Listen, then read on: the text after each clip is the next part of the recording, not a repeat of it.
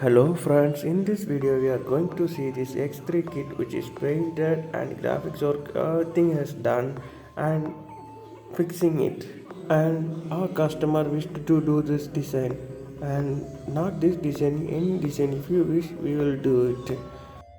And now we started fixing the kit, and side kit the stock was matte painted, and above that the X3 kit is now placed, and it is placed properly and screw is inserted inside the screw hole which is drilled earlier, and now we are tightening the screw holes by using Allen key. And finally, see this look, it's really amazing look, and we are also shocked by this look because of the fantastic output, and really fantastic with the smooth surface and glossy look which gives more bulkiness to the bike. And our customer was more happy and satisfied by this look.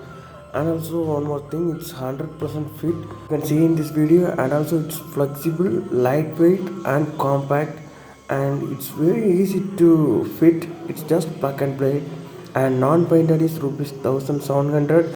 I will provide the link in description, and thank you for watching. Ask your doubts in comment section.